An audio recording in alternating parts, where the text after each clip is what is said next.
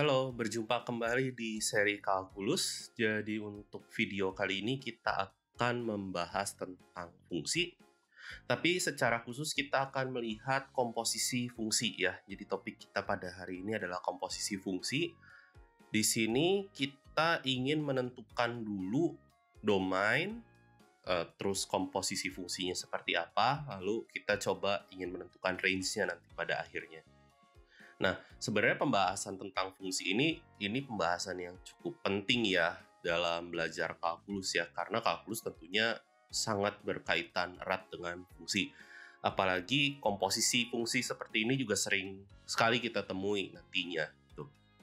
Nah, untuk penjelasan dasar tentang fungsi nanti bisa dicek di video di sebelah kanan atas ya, nanti kalian bisa klik. Lalu untuk komposisi fungsi, sekarang kita ingin melihat bagaimana cara menentukan domainnya. Nah, yang biasanya sering salah itu orang-orang malah mengerjakan komposisi fungsinya dulu, baru dicari domainnya dari fungsi hasilnya itu. Padahal itu nggak boleh loh ya. Komposisi fungsi itu sendiri kan sebenarnya terdiri dari dua fungsi. Nah, mirip kayak yang dulu-dulu tuh, yang kayak penjumlahan, pengurangan, perkalian, dan pembagian, kita harus nurut sama syarat-syarat di kedua fungsi itu sendiri gitu ya. Jadi contohnya kayak F komposisi G gitu misalkan. Nah ini kan F dari GX gitu ya, ini definisinya. Lalu ada G komposisi F juga. Ini berarti G dari Fx. Nah dalam kasus ini berarti kita harus mempunyai nilai-nilai X yang ada pada syarat G, karena kita harus melihat Gx-nya harus terdefinisi dulu. Nah, setelah itu, Gx-nya, itu kan berarti hasil-hasilnya nanti, itu harus terdefinisi untuk syarat fungsi f, gitu. Jadi kalau misalkan kita tuliskan di sini, domain dari f of g atau f bundaran g, ini apa sih gitu? Ini itu adalah, kita harus punya x-nya, tadi syaratnya harus membuat fungsi G terdefinisi dulu. Artinya X-nya harus ada di domain dari G. Selanjutnya, hasil fungsinya atau Gx-nya gitu ya, ini harus memenuhi syarat fungsi F. Jadi ini harus ada di domain F. Nah, ini yang menjadi hasil untuk domain dari komposisi fungsi. Begitu juga dengan domain dari G bundaran F, kita akan punya di sini X yang berada di domain F, itu, dan Fx-nya berarti harus berada di domain G, seperti itu. Jadi pertama-tama tentunya kita harus menentukan domain F dan G-nya masing-masing dulu. Nah, selanjutnya setelah kita berhasil menentukan domainnya, kita bisa menentukan range-nya dengan dua buah cara ya, seperti yang sudah saya jelaskan sebelumnya. Nah, itu bisa dengan menggambar sketsa grafiknya, kalau fungsinya gampang ya. Tapi kalau susah, kita bisa memanfaatkan pertidaksamaan gitu, dari domain fungsi yang kita sudah peroleh. Nah, kita akan tentukan dulu domain fungsinya pertama-tama. Jadi, di sini domain fungsi untuk G dulu deh yang gampang ya.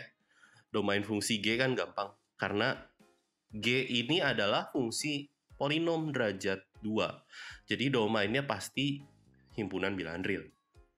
Nah, selanjutnya untuk domain F, domain fungsi F, ini adalah, ingat, ekspresi di dalam akar itu tidak boleh negatif. Jadi kita akan punya di sini X, di mana 1 min X kuadrat ini lebih besar sama dengan 0. Nah, jadi kita harus menyelesaikan pertidaksamaan 1 min X kuadrat lebih besar sama dengan 0. Jadi kita kotret dulu di pinggir ya.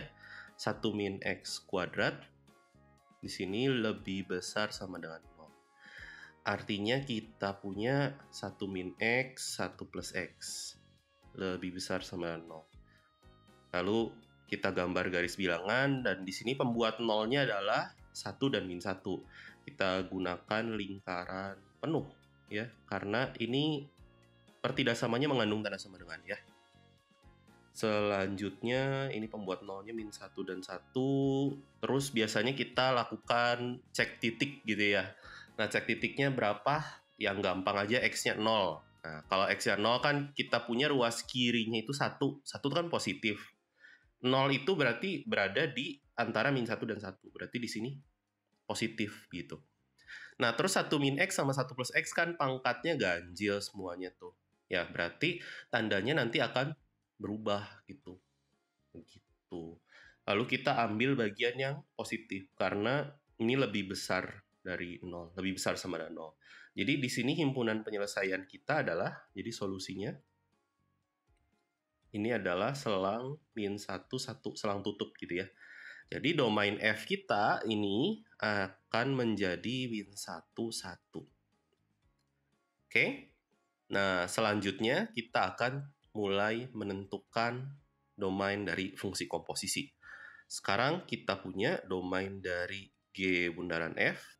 Kita lihat lagi aja sesuai definisinya tadi ya. Jadi G bundaran F tadi itu apa?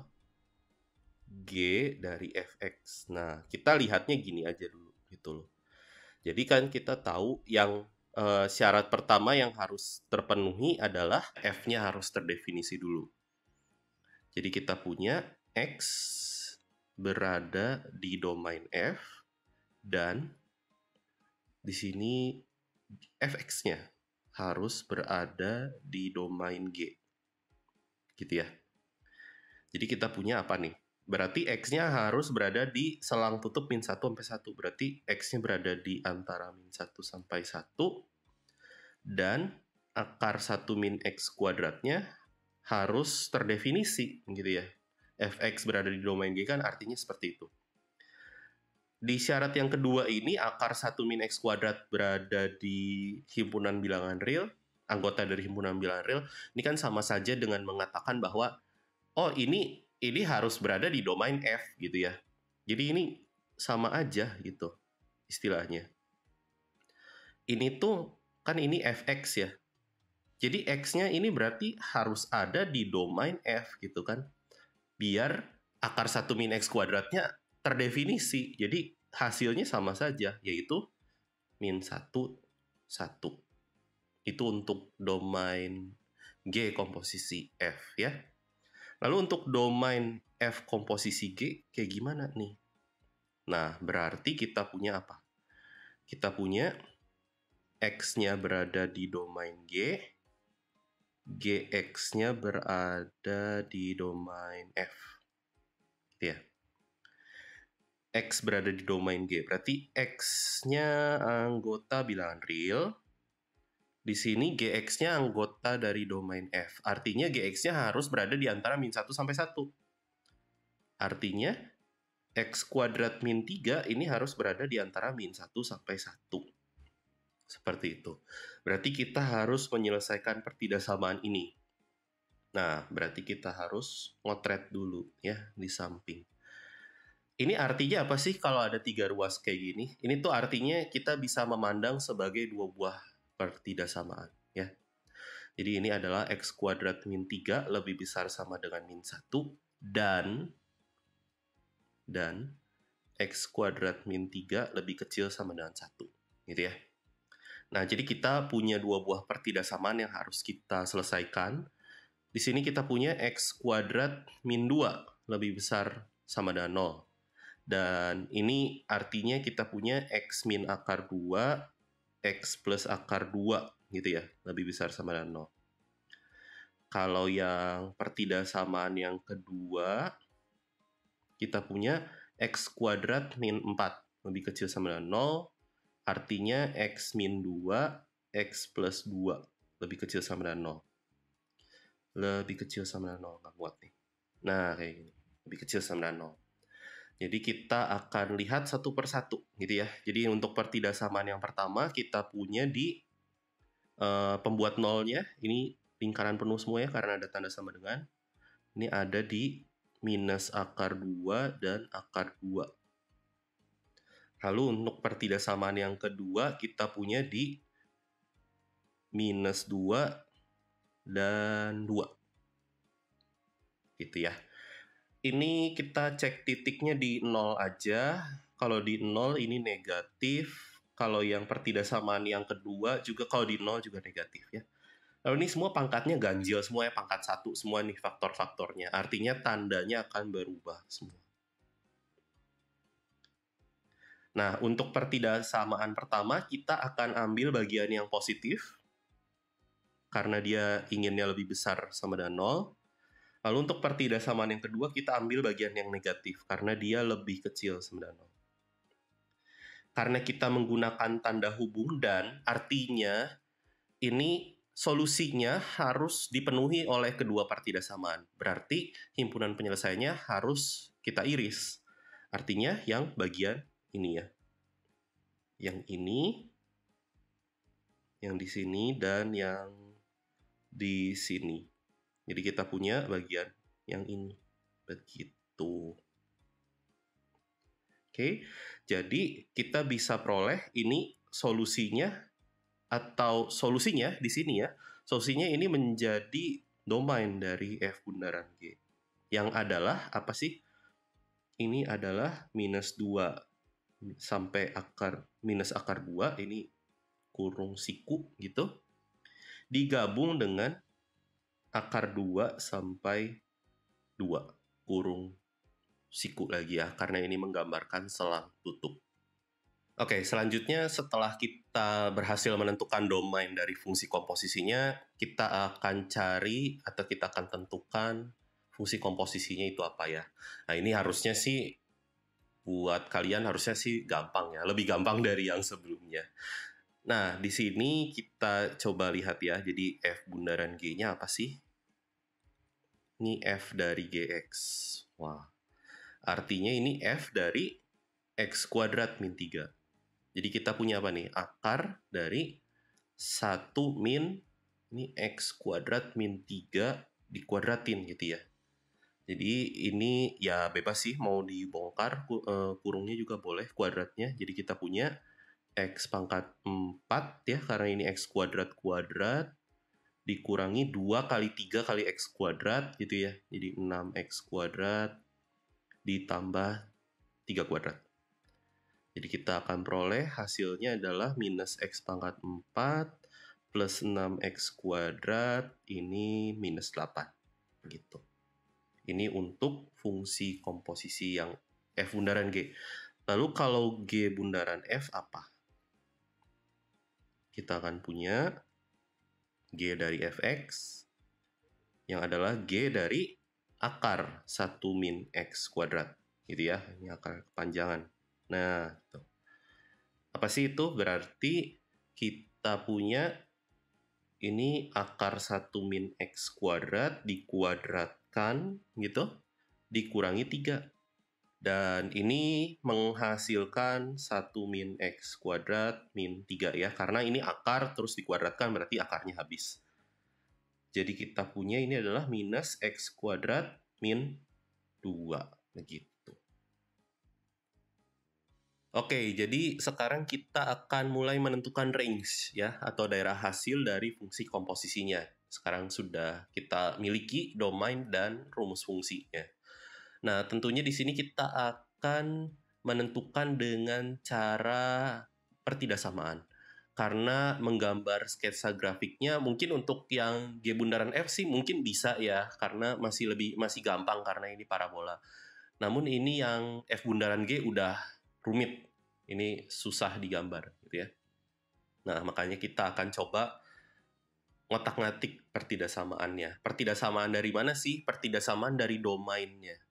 Jadi di sini kan dari domainnya, kita lihat dulu yang G bundaran F ya, karena ini mungkin lebih gampang untuk kita kerjakan. Dari domainnya sendiri, ini kita punya X-nya berada di antara min 1 sampai 1. Ini bisa kita tuliskan tentunya, mutlak X ini lebih kecil dari 1. Ya, ini kan setara.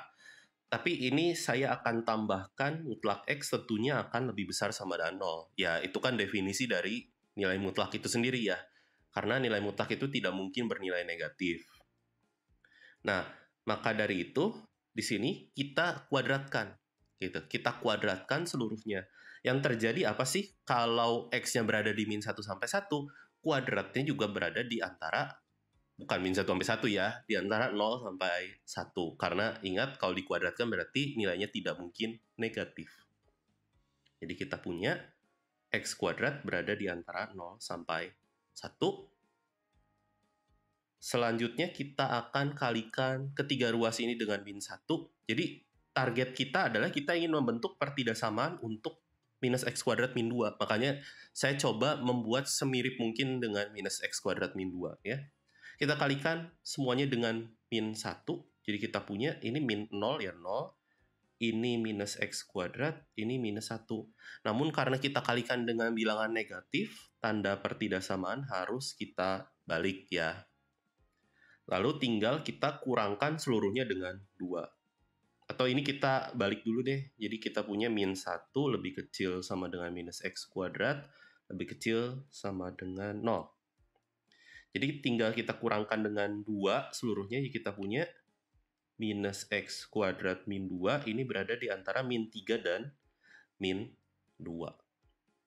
Jadi kita punya range dari G komposisi F ini adalah min 3 sampai min 2. Begitu. Dan kebetulan karena fungsinya gampang, jadi kalian bisa cek sendiri dengan cara menggambarkan parabolanya. Lalu kalian bisa lihat dari mana saja Y-nya atau bagian vertikalnya ini berada gitu. Harusnya bagian vertikalnya ini hanya berada pada min 3 sampai min 2 pada selang bagian horizontalnya itu min 1 sampai 1. Seperti itu. Nah, selanjutnya kita akan coba menentukan F bundaran G sekarang ya.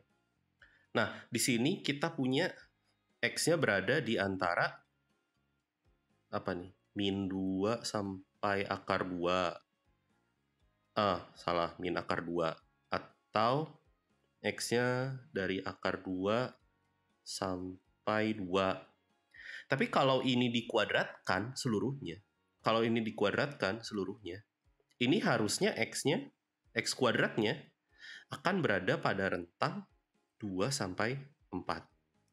Bener atau enggak nih? Coba kalian cek ya. Kalian verifikasi. Akibatnya kalau saya kurangkan semuanya dengan 3, kita akan punya ini X kuadrat min 3-nya akan berada pada rentang min 1 sampai 1. Mirip kayak tadi, ini kan seperti ya kalau kita punya bilangan A-nya berada di min 1 sampai 1, kalau dikuadratin dari mana sampai mana? Ya dari 0 sampai 1 gitu kan. Jadi kalau kita punya X kuadrat min 3, sekarang dikuadratkan, ini akan berada pada rentang 0 sampai 1. Selanjutnya, kita kali dengan min 1. Artinya mirip kayak tadi, tandanya kita tukar, atau ya batas atas sama bawahnya kita balik aja ya. Jadi kita punya minus X kuadrat min 3 dikuadratkan, ini berada di antara min 1 sampai 0. Lalu kita tambahkan 1 gitu ya, saya langsung aja di sini ya. Jadi kita punya 0 sampai 1 lagi. Lalu kita akarkan. Nah, ini sebenarnya harus diberikan penjelasan yang lebih detail ya, kenapa diakarkan kayak gini gitu ya. Tapi secara intuitifnya atau secara garis besarnya, kalau kita punya bilangan di antara 0 sampai 1, ya akarnya juga di antara 0 sampai 1 gitu kan, nggak mungkin jebol gitu, nggak mungkin lebih dari 1. Makanya kita punya akar dari 1 min X kuadrat min 3 kuadrat, ini pasti berada di antara 0 sampai 1 juga. Maka dari itu kita punya range dari fungsi F bundaran G, ini adalah 0 sampai 1. Oke, sekian untuk video kali ini. Sampai jumpa di kesempatan selanjutnya. Bye-bye.